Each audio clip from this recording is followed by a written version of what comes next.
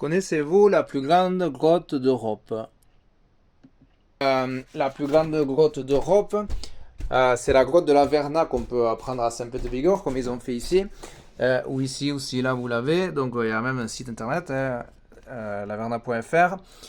Au gouffre de la Pierre Saint-Martin, c'est là où il y a l'entrée principale, mais elle est tellement grande, la plus grande d'Europe, qu'on peut effectivement la prendre à Saint-Pé-de-Bigorre, c'est quand même loin. Saint-Pé-de-Bigorre, c'est là.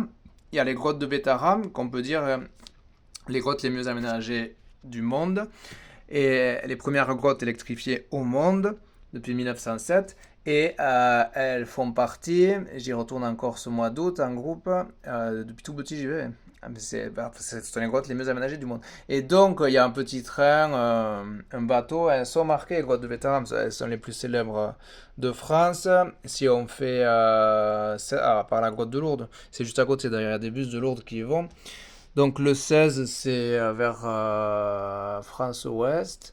Bétaram, voilà, gouffre de Bétaram, ouais, on peut aller en bateau, comme les dracars, les dragons, bétaram.com.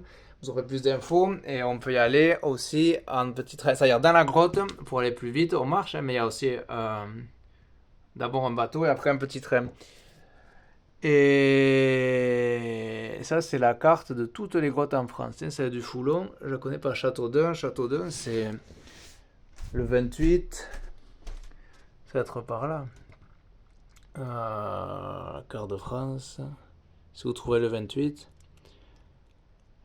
Là, l'Eure-et-Loire. Chartres. Chartres, elle est magnifique, c'est la plus belle cathédrale de France. Cathédrale de Chartres et Châteaudun. Voilà, c'est au sud de Chartres. Donc, ils ont une belle grotte aussi. Grotte du Foulon. Et donc, la grotte de la Verna, c'est la plus grande d'Europe. Ils ont dû le marquer là. Je sais pas. En tout cas, il y a des visites. La plus grande salle souterraine au monde.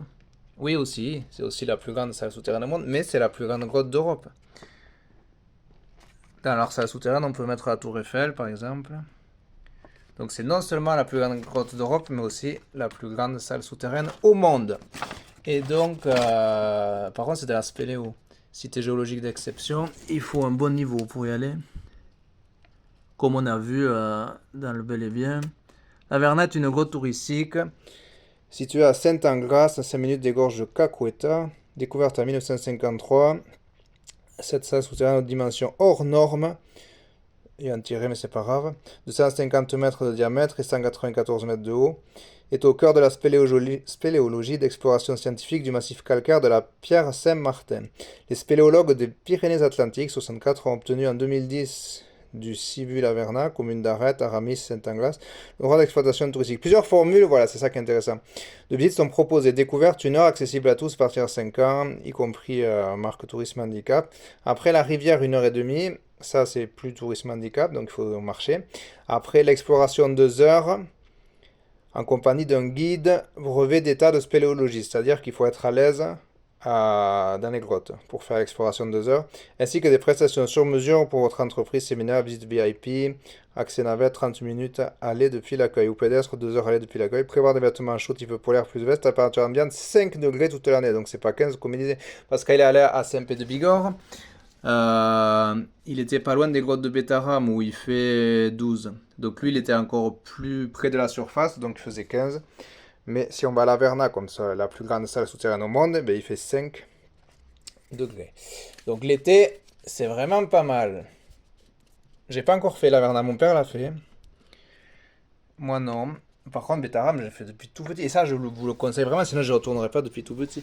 Ce sont les grottes les plus visitées de France. Derrière celle de Lourdes, évidemment, qui est la grotte la plus visitée au monde. La grotte de Lourdes. Je ne sais pas si vous la connaissez. Elle est là, au sanctuaire Notre-Dame de Lourdes, sous la basilique de l'Immaculée Conception, avec la flèche. Elle a été construite au-dessus de l'autel, au fond de la basilique de l'Immaculée Conception, et à la verticale, ils ont fait qu'un fil à plomb, à la verticale de l'autel à la grotte de Lourdes. Et j'ai peut-être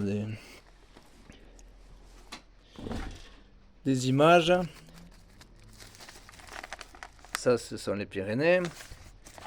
De la grotte de Lourdes. Oui, ça sans doute. Non, ça c'est le Petit Lourdes, c'est le village comme au temps de Bernadette Soubirous. Au cœur du village de Bernadette, le village de Lourdes en 1858, qu'elle a eu des apparitions à la grotte de Lourdes. C'est pas mal. Il y a Claire, ma compagne, qui veut le refaire, c'est que c'est pas mal. Ça, c'est tout ce qu'il y a à voir à Lourdes. Musée Bernadette, Moulin de Bouly, là où elle est née, le 7 janvier 1844. Jusqu'à ses 10 ans, le cachot, l'église paroissiale, l'hospice et l'ancien presbytère, la grotte, quand même, c'est la grotte la plus visitée du monde.